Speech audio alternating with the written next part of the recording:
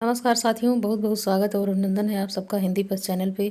साथियों, हम आशा करते हैं आप लोगों की तैयारी बहुत अच्छे से और सही दिशा में चल रही होगी। और यहाँ पे तैयारी बिल्कुल भी रुकनी नहीं चाहिए।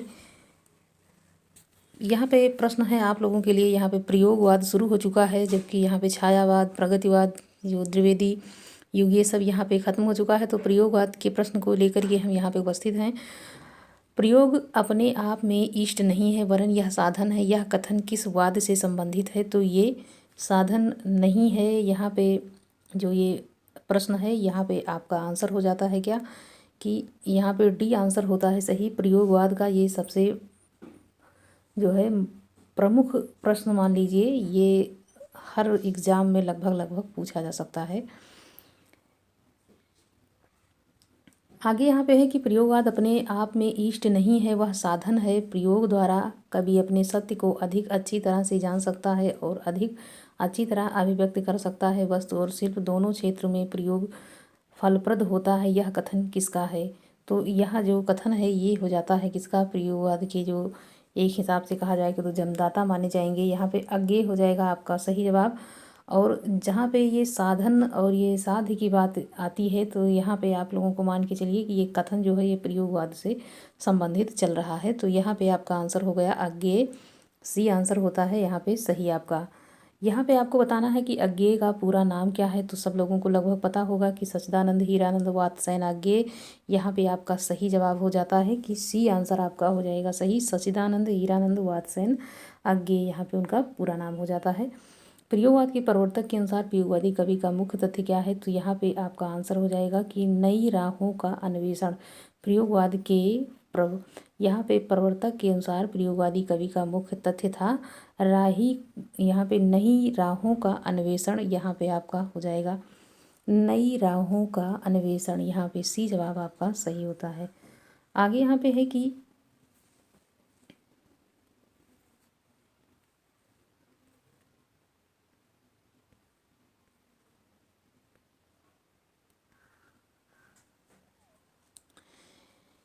यहाँ पे युग व्याप्त राजनीतिक सामाजिक दर्शन के समन्वय से हुआ था और तार सप्तक की योजना फुटकर लघु यहाँ पे संकलनों की परेशानियों से बचने के लिए तैयार की गई। जब प्रकाशन योजना सामने आ गई तब कहीं यह सोचा गया कि संकलित कवि अन्वेषी दृष्टिकोण को भूमिका में अज्ञेय ने स्पष्ट किया कि उनके संकलित कवियों के एकत्र होने का कारण ही यह है कि वे किसी एक स्कूल के नहीं हैं, किसी मंजिल पर पहुँचे हुए नहीं हैं, अभी राही हैं, राही नहीं राहों के अन्वेषी हैं। तो ये कथन जो है कहा गया है किसके द्वारा? अज्ञेय जी के द्वारा। उनमें मतैक्य नहीं है, सभी महत्वपूर्ण विषयों पर उनकी राय अलग अलग है। जीवन के विषय में, समाज धर्म और राजनीति के विषय में, काव्य वस्तु और शैली के छंद युक्त तुक के कवि के दायित्वों के प्रत्येक विषय में उनका आपस में मतभेद है। तो यहाँ पे स्पष्ट किसने किया है?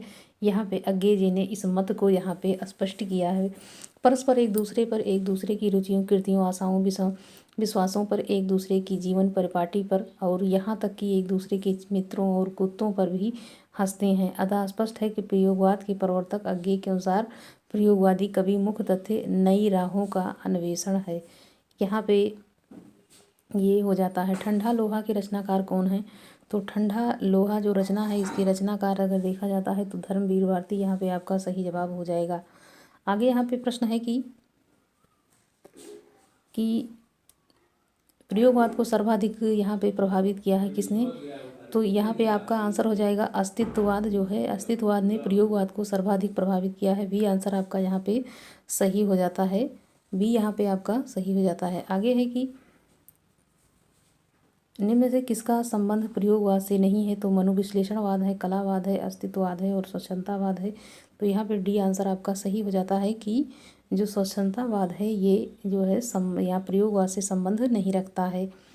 आगे यहाँ पे प्रश्न है कि निम्नलिखित में से एक कथन असत्य है, वो यहाँ पे आपको आंसर करना है कि जो असत्य है। तो यहाँ पे जो असत्य कथन है हम उसी को यहाँ पे पहले बताते हैं। आंसर यहाँ पे आपका डी हो जाएगा। नई कविता का प्रयोग का विकसित रूप नहीं है। यहाँ पे डी आपका सही हो जाता है। प्रयोगवाद का जन्म तार सप्तक के प्रकाशन के साथ माना जाता है, सही है।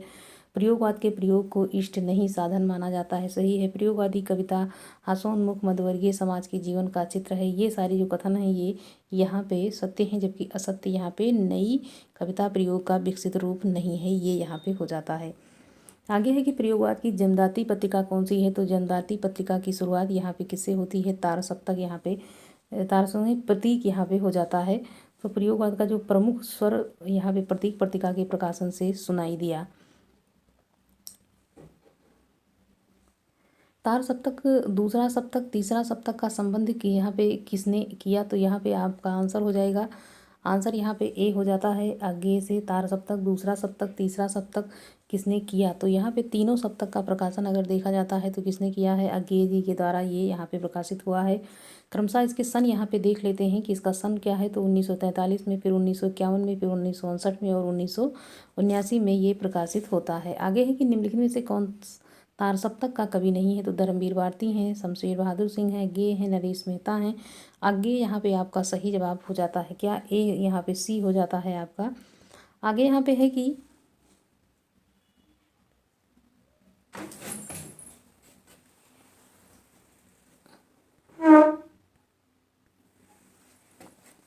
तार सप्तक, यहाँ पे तार सप्तक के संपादक कौन थे? तो अज्ञेय हैं, मुक्तिबोध हैं, धर्मवीर भारती हैं, रामविलास शर्मा हैं।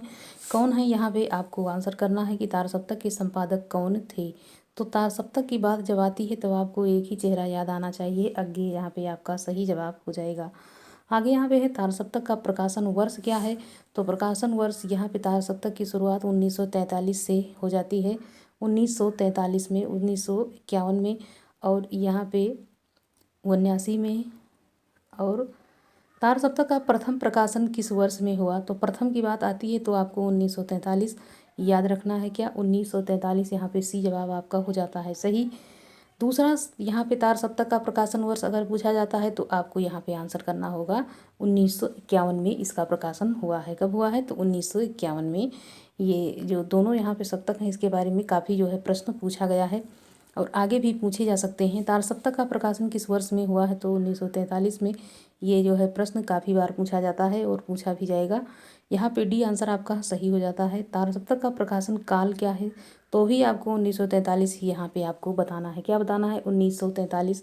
तो ये जो है प्रश्न इस प्रकार से कई बार जब दोहराए जाते हैं एक ही साथ तो आपको अच्छे से याद हो जाते होंगे।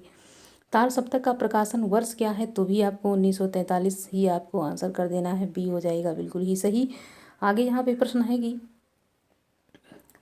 तीसरा तार सप्तक का प्रकाशन वर्ष प्रकाशित हुआ, तो ये कब प्रकाशित हुआ? तो 1959 में ये प्रकाशित हुआ है। बी आंसर आपका सही हो जाता है, 1959 में इसका प्रकाशन हुआ है। प्रयोगवादी कवियों की रचनाएं किस सप्तक में संग्रहित हैं? तो यहाँ पे तार सप्तक में यहाँ पे ये जो है संकलित मानी जाती हैं। आगे यहाँ पे प्रश्न है कि हिंदी प्रयोगवाद का प्रारंभ शुरुआत जो होती है 1943 में हुई है। अज्ञेय द्वारा प्रकाशित तार सप्तक के प्रकाशन से माना जाता है प्रयोगवादी कवियों की रचनाएं तार सप्तक में संग्रहित हैं। चार सप्तक में 7 कवि शामिल हैं। प्रयोगवाद के प्रपद्यवाद और नई कविता के नाम से भी जाना जाता है। तो प्रपद्यवाद भी इसको कहा जाता है और नई कविता भी इसी को कहा जाता है, कन्फ्यूजन ना हो आप लोगों को।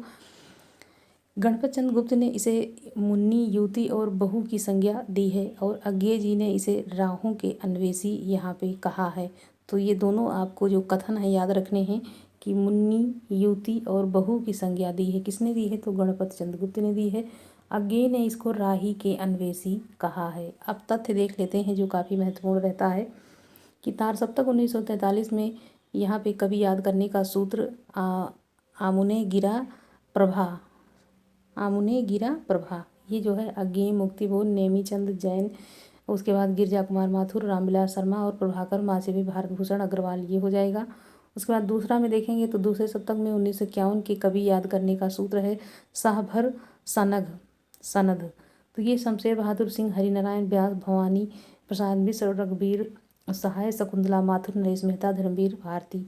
इसका प्रकाशन 1951 में। उसके बाद तीसरा सप्तक 1959 में। कवि याद करने का सूत्र देखें तो केकू की विप्रसम, केदार सिंह, उसके बाद कुंवर नारायण, कीर्ति चौधरी, विजय देव नारायण शाही, प्रधान यहाँ पे प्रयाग नारायण त्रिपाठी, सर्वेश्वर दयाल सक्सेना, मदन वात्स्यायन। चौथा की बात की जाती है तो ये 1900 यहाँ पे 1979 ईस्वी में इसको जो है प्रकाशित किया गया। इसका सूत्र देखें तो श्री आरासुरा, तो ये स्वान श्री आरासुरा स्वान, श्री राम शर्मा, अवधेश कुमार, राजकुमार, कुंभज, सुमन राजे, राजेंद्र किशोर, स्वदेशी भारती, नंद किशोर और आचार्य। यहाँ पे नंद किशोर आचार्य हो जाएगा, संपूर्ण नाम इसका देखा जाए स्वदेशी भारती हो जाएगा। तो इन जो यहाँ पे जो दिए हुए हैं तथ्य में जितने भी यहाँ पे ये तार सप्तक के कवि हैं और उसका प्रकाशन वर्ष क्या है, ये सारी चीज़ें अच्छे से, सूत्र भी दिया हुआ तो अच्छे से याद हो जाएगा आप लोगों को। सर्वेश्वर दयाल सक्सेना किस सप्तक के कवि हैं, तो दूसरा सप्तक है तार सप्तक है, तीसरा सप्तक है, चौथा है। सर्वेश्वर दयाल सक्सेना जो है वो तीसरे सप्तक के कवि के रूप में प्रसिद्ध है, जाने जाते हैं। तीसरा सप्तक के अंतर्गत इनको रखा जाता है। प्रयोगवाद का प्रवर्तक माना जाता है किसको, मुक्तिबोध को, नेमीचंद जैन को, प्रभाकर माचवे को, सच्चिदानंद हीरानंद गे को।